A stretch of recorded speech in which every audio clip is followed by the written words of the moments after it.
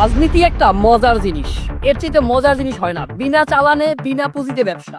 300 আসনে মনোনয়ন বিক্রি করে মাত্র 2 আসনের বিনিময়ে বিএনপির কাছে বিক্রি হয়ে গেল গণ অধিকার পরিষদ। আমার প্রথম রাজনৈতিক দল, যেই দল করে জেল খেটেছি, হামলা মামলা শিকার হয়েছি, রিমান্ডে গিয়েছি, নিজের হাতে করেছিলাম। সেই দল আমি যখন বিপদে পড়েছি, আমার বিপদের পাশে তো দাঁড়াই নাই, বরঞ্চ আমার সাথে যে বাটপারি করছে আইনজীবী, সেই আইনজীবীর পাশে দাঁড়াইছে। সেই দল 300 আসনে মনোনয়ন বিক্রি করছে, কোটি কোটি টাকার মনোনয়ন ফর্ম বিক্রি করছে। বিক্রি করে পুরো দল 2 আসনের বিনিময়ে বিএনপির কাছে বিক্রি হয়ে গেছে।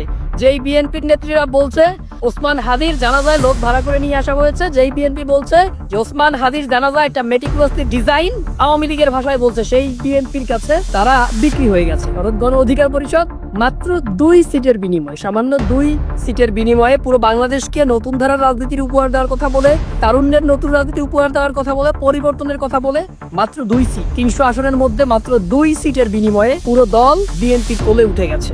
দেখা যাক এই 2 সিটেও তারা জিতে আসতে পারে কিনা। দেখা হবে রাজনীতির ময়দানে বড় কোনো লড়াইয়ে, হয়তোবা সেই লড়াইয়ে আমাকেও গণ অধিকার পরিষদের বিরুদ্ধে স্লোগান দিতে হবে। কারণ আগামী বাংলাদেশে যে রাজনীতি আমরা করতে চাই, যেই নতুন বন্দোবস্তের রাজনীতি করতে চাই, সেই রাজনীতি বিএনপির দ্বারা সম্ভব না। কারণ বিএনপি ইতিমধ্যে তাদের বিভিন্ন নেতারা বলা শুরু করছে যে ভোটের দিন যদি কেউ বিএনপির বাইরে ভোট দেয়, তাদেরকে এলাকায় থাকতে দিবেন, এলাকা ছাড়া করবে, তাদের নামে হামলা দিবে, মামলা করবে, আরো কত ভয় দেখাচ্ছে। দেখা যাক এই রাজনীতির শেষ কোথায়। মেটিকুলাসলি ডিজাইন যারা বলতে পারে ওসমান হাদির হত্যাকাণ্ডকে, ওসমান হাদির জানাজায় ভাড়া করে লোক নিয়ে আসে, এই কথা যারা বলতে পারে, তারা আগামীর বাংলাদেশে কেমন রাজনীতি উপহার দিবে এবং তাদের সাথে জোট করে গণ অধিকার পরিষদ এই জাতির কতটুকু উপকার করলো, তাকে ক্ষতি করলো দেখা যাবে। তবে পলিটিক্স একটা মজার জিনিস, এর চেয়ে ব্যবসা আর নাই।